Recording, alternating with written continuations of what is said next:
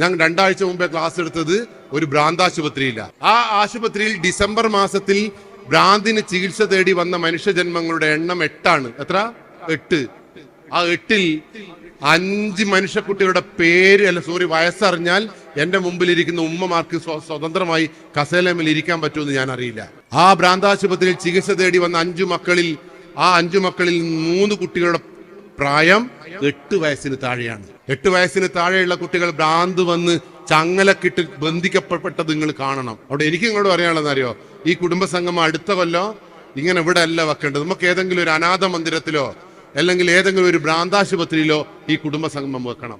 അവിടെയുള്ള മനുഷ്യജന്മങ്ങളോട് അടുത്ത് പെരുമാറണങ്ങൾ. ഞാൻ അവിടെ പോയപ്പോ ആ 8 വയസ്സുള്ള ഒരു ഡോളിനെ പോലുള്ള ഒരു പെൺകുട്ടി കട്ടിലിൽ ഇങ്ങനെ കയ്യും കാലും വലിച്ചു പിടിച്ച് കെട്ടിയിരിക്കുന്നു. ഞാൻ ആ ഡോക്ടറോട് ചോദിച്ചു, അല്ല ഡോക്ടറെ, എന്തിനാണ് ഈ 8 വയസ്സുള്ള കുട്ടീനെ ഇങ്ങനെ പിടിച്ചു കെട്ടിയെന്ന് ചോദിച്ചപ്പോൾ ഡോക്ടർ പറഞ്ഞതെന്നറിയാം, പുറത്ത് അതിന്റെ അമ്മ നിൽക്കുന്നുണ്ട്, പോയി ചോദിക്കുന്നു. ഞാൻ പുറത്ത് പോയി ആ അമ്മയോട് ചോദിച്ചല്ലമ്മ, ഈ ചെറിയ കുട്ടീനെ എന്തിനാ ഇങ്ങനെ കട്ടിലിൽ കിടത്തിയെന്ന് ചോദിച്ചപ്പോ ആ അമ്മ പറഞ്ഞതെന്നറിയോ?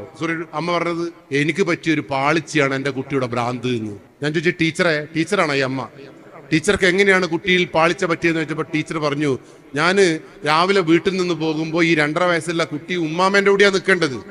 പക്ഷെ ഈ കുട്ടി ഒന്നും തിന്നൂല, ഈ കുട്ടി ശാഠ്യം പിടിച്ചിങ്ങനെ കരയുക.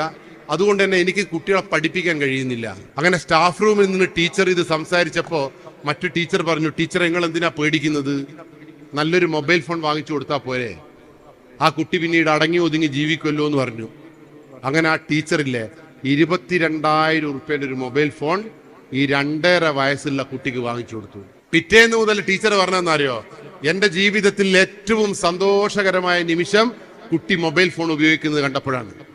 പിന്നീട് കുട്ടിക്ക് എന്ത് കൊടുത്താലും കുട്ടി ഭക്ഷിക്കും പോലും. ഈ കുട്ടി ഉമ്മാമ എന്ത് പറഞ്ഞാലും കുട്ടി അനുസരിക്കും പോലും. ഞാൻ ആ കുട്ടീനെ ഇങ്ങനെ ആലോചിച്ച് നോക്കുമ്പോൾ എനിക്ക് ഓർമ്മ വന്നത്, തേങ്ങ കിട്ടിയ ഒരു നമ്മൾ നായ്ക്ക് തേങ്ങ കിട്ടിയല്ലേ എന്നെല്ലാം പറയൂലേ, പിന്നെ നായ്ക്ക് ഒരു പ്രശ്നം ഉണ്ടാവില്ല, തേങ്ങയും കൊണ്ട് കളിച്ചോളൂ.